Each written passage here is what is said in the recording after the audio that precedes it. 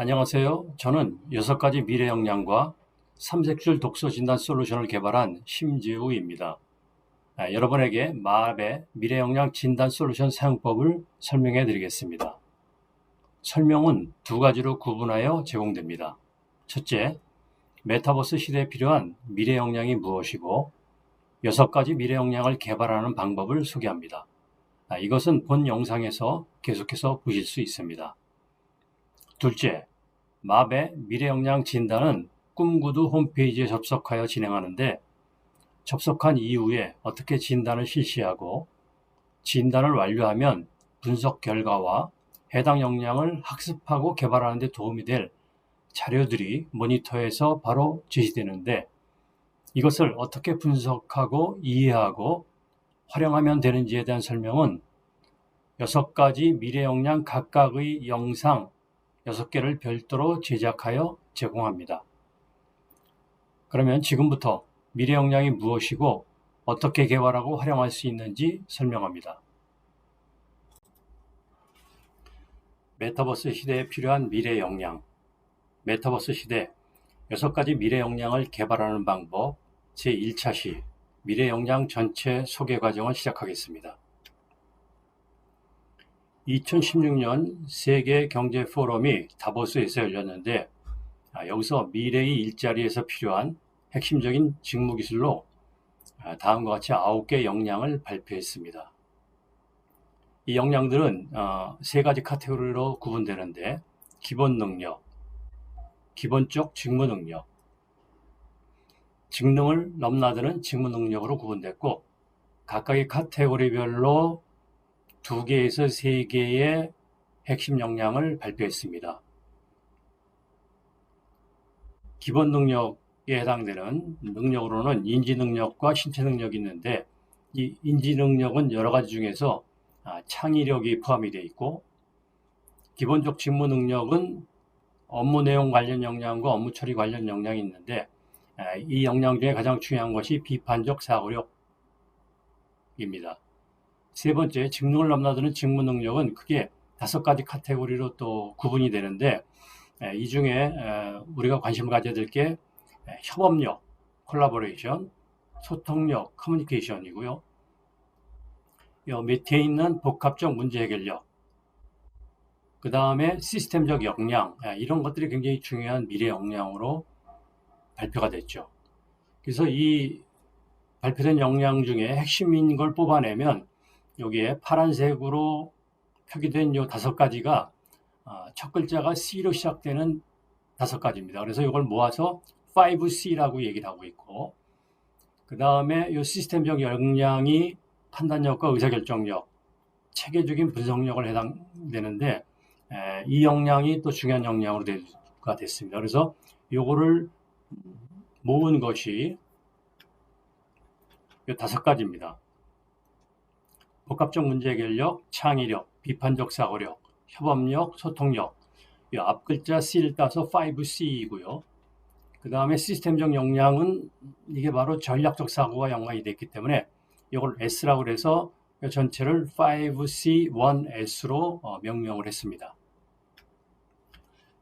그래서 저 5C1S 6가지 역량의 중요성을 발표를 했고 또 제가 오랫동안 기업들 대상으로 저 역량들을 계속 교육 컨설팅을 하고 있었고 그러던 차에 이 역량들을 조금 더 객관적으로 진단하는 진단 솔루션이 있으면 좋겠다 라는 그런 아이디어를 착안해서 제가 몇 년에 걸쳐서 이 역량 진단을 개발을 시작했고요. 그 다음에 2015년 말에 이 개발을 완료한 이후에 기업들에게 서비스를 제공을 하고 있습니다. 현재 7년째 이 서비스를 제공하고 있고 지금 이 보이는 화면이 이 서비스를 제공하는 인셀랩 홈페이지 화면입니다. 여기 보시면 액세스 코드를 구매하고 등록하고 그 다음에 6가지의 미래 역량에 플러스 2가지 B2C 세일즈 능력 그리고 B2B 세일즈 능력 이렇게 8가지의 진단을 할 수 있는 솔루션으로 개발을 했습니다. 이걸 개발한 공로로 세계 인명사전 마르키즈 우즈 세계 인명사전에서 2016년도에 저를 이 인명사전에 등재를 했고요. 그래서 이 인셀랩 미래영양 진단은 세계적으로 공식 인증을 받은 영양 진단 솔루션입니다. 이 솔루션은 제 고객사인 약 70개의 다국적 기업들 그리고 국내 대기업들 포함해서 약 130개 이상의 대기업들이 진단을 계속 활용하고 있습니다. 또한 여기에 참여 인원은 한 10,000명 이상의 인원이 참여를 해서 빅데이터가 지금 쌓여 있는 상태고요. 지금도 계속 이 영양 진단은 실시를 하고 있습니다.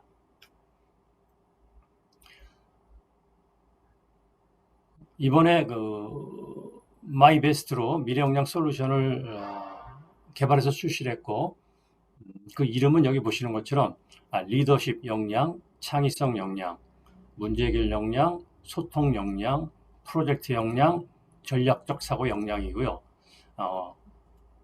기업용으로 개발된 인셀랩을 학생 버전에 맞게 다운그레이드하고 윤문을 해서 개발을 한 그런 솔루션입니다. 이 6가지 솔루션을 조금 더 자세히 설명드리면 소통 역량 솔루션은 소통과 비판적 사고 능력을 진단하고 거기에 해당하는 솔루션을 드리고요. 두 번째 창의성 역량 솔루션은 창의력과 협업 능력을 진단하고 솔루션을 제공합니다. 세 번째 리더십 역량 솔루션은 리더십과 코칭 능력을 진단하고 솔루션을 드리고 프로젝트 역량 솔루션은 업무와 프로젝트 수행에 필요한 능력을 진단하는 솔루션입니다. 다섯 번째 문제 해결 역량 솔루션은 문제 해결과 회의 진행 능력을 진단하고 솔루션을 제공하고 마지막 전략적 사고 역량 솔루션은 전략적 사고 능력을 진단하고 솔루션을 드리고 있습니다. 각각의 6가지 미래 역량은 세부적으로 10가지의 키 석세스 팩터로 구성이 되어 있습니다. 예를 들어 리더십은 1번 욕구에 기반한 동기부여와 권한임, 이 팀원 성장 촉진을 위한 피드백 제공, 3. 효과적인 문제 해결, 4. 생산성을 높이기 위한 성과 관리, 5.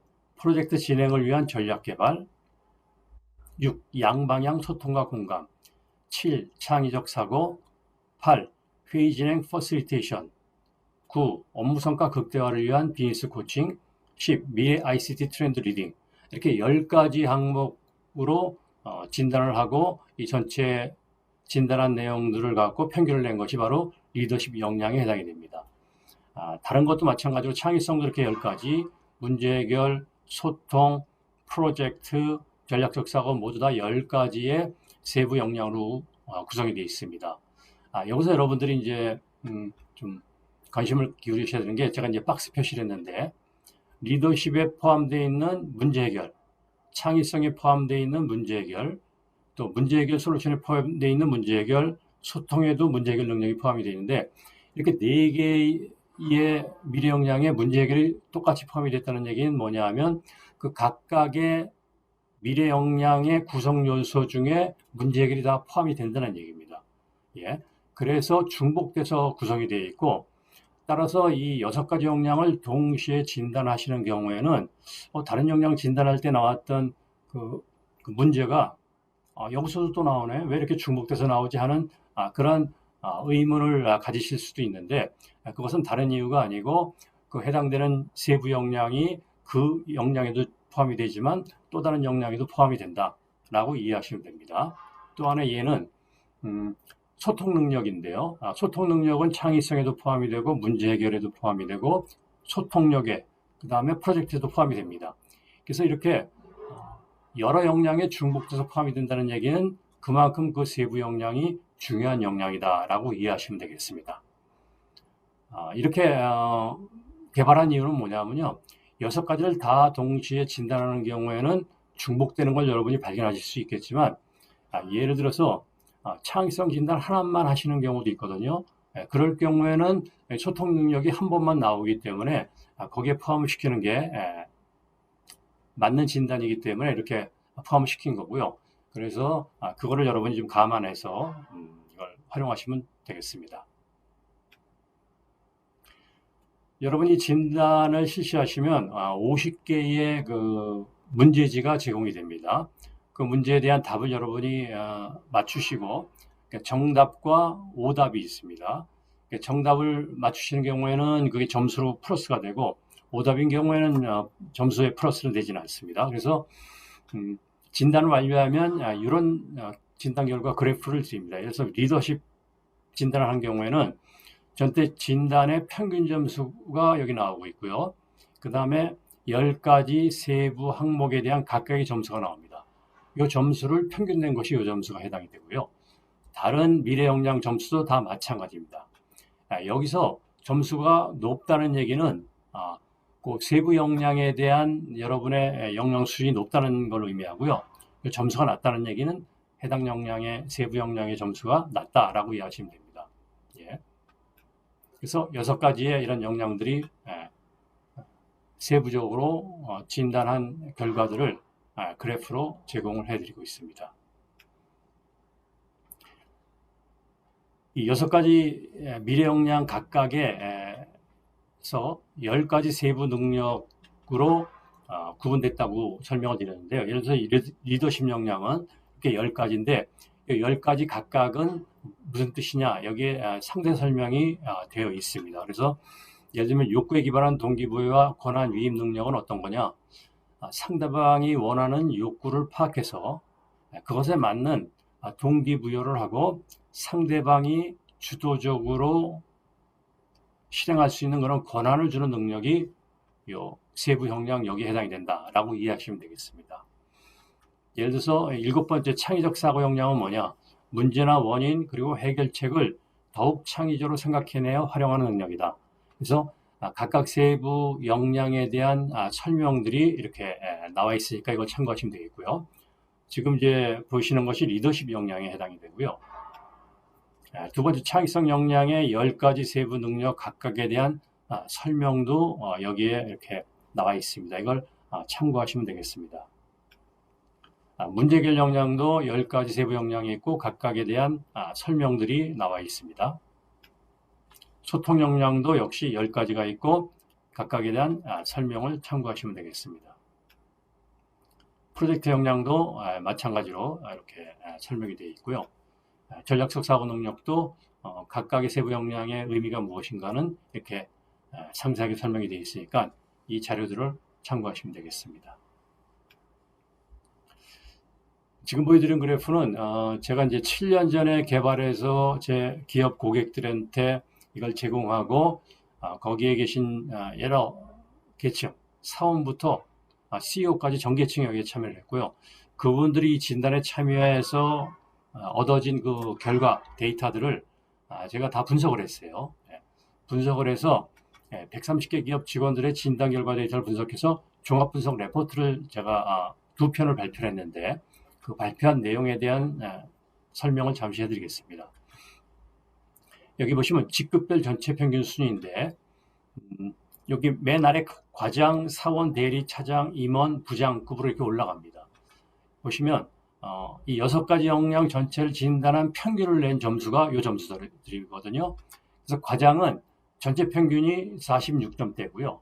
사원이 48점, 대리가 48점, 차장이 51점대, 임원이 53점, 부장이 55점대. 즉 6가지 직급 중에서 부장급에 해당되는 사람들의 전체 평균 점수가 가장 높고요. 과장급이 가장 낮습니다. 예, 굉장히 의외의 결과였고 보통은 역량이라 그러면 신입사원이 가장 낮아야 될 텐데 과장이 낮았다는 게 상당히 이슈였고요. 그래서 여기에 대한 심층 분석을 해서 제가 이제 발표를 했습니다. 왜 이런 결과가 나왔는지 설명을 좀 드리겠습니다. 이 그래프는 각 직급별로 6가지 미래 역량 각각에 대한 점수를 누적 그래프로 합산한 겁니다. 예, 예를 들면 첫 번째 부장인 경우에 프로젝트 수행 능력은 54.86으로 나왔고 전략적 사고가 47.43 이렇게 쭉 나가서 문제 해결 역량이 62.29가 나왔다는 뜻이거든요. 그래서 이 그래프를 보면 직급별로 6가지 미래 역량 각각에 대한 평균 점수가 어떻게 나왔는지를 상호 비교해서 볼 수 있는 그래프가 되겠습니다. 이 그래프는 각 직급별로 해당 직급에서 6가지 미래 역량이 몇 점의 평균 점수를 기록했는지를 또 보여주는 그래프입니다. 그래서 차장인 경우에는 여기에 가장 높은 점수를 받은 게 창의성이고 가장 낮은 점수가 전략적 사고로 나타났고요. 임원인 경우에는 가장 높은 게 문제 해결, 가장 낮은 게 역시 전략적 사고. 사원은 가장 높은 게 문제 해결, 가장 낮은 게 리더십, 항목. 이게 상당히 타당성이 있는 결과들이에요. 부장 같은 경우에는 문제 해결이 가장 높고 전략적 사고가 가장 낮고, 대리 같은 경우에도 창의성이 가장 높고 전략적 사고가 낮고, 과장은 창의성이 가장 높고 전략적 사고가 낮고. 그래서 이 결과치를 보면 대체적으로 창의성이나 문제 해결 능력이 가장 높은 수준이고 전략적 사고가 가장 낮은 수준으로 이렇게 나타났습니다. 물론 직급별로 강점인 역량과 약점인 역량이 약간씩 차이가 있기 때문에 이건 그렇게 참고를 하면 될 거고 참고를 하시면 되겠습니다. 요거는 역량별로 직급의 점수들을 순서대로 이렇게 보여준 겁니다. 창의성 경우에는 부장 역량이 가장 높고 그 다음에 사원 역량이 가장 낮다 하는 것들을 볼 수 있고요. 전략적 사고 같은 경우는 부장이 가장 높고 과장이 가장 낮다. 이렇게 상호 비교하시면 되겠습니다. 그래서 이걸 종합한 결과 임원 같은 경우에는 강점 역량은 이렇게 나타났고요. 약점 역량은 이렇게 나타났다. 부장인 경우에도 역시 강점 역량, 약점 역량. 그래서 각 직급별로 강점과 약점이 나와 있고, 그래서 각 직급별로 약점인 역량을 우선적으로 훈련하고 개선하면은 전반적인 역량이 상향으로 조정이 될 수 있다 하는 얘기를 보여주고 있습니다. 제가 이거 설명을 드리는 이유는 뭐냐 하면요.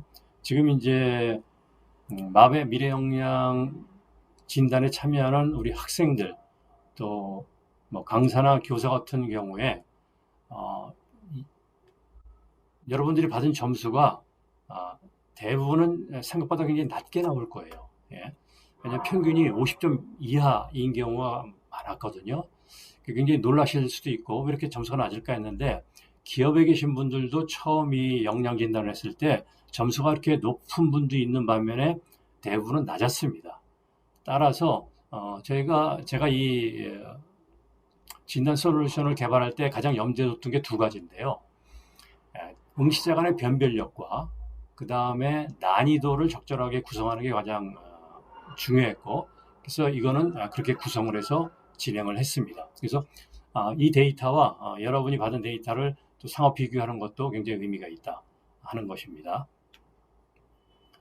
또 하나는 이 역량 진단은 어떤 목적으로 쓰이느냐 하면요.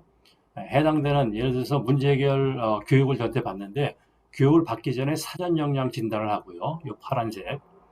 그 다음에 교육을 받은 이후에 사후 역량 진단에서 두 개를 비교하면은 교육을 통해서 얼마나 향상이 됐는지를 이렇게 직접 비교할 수 있습니다. 그래서 개개인별로 이런 비교표가 나오고 그래서 교육의 효과를 측정할 수 있는 그런 용도로도 사용을 합니다.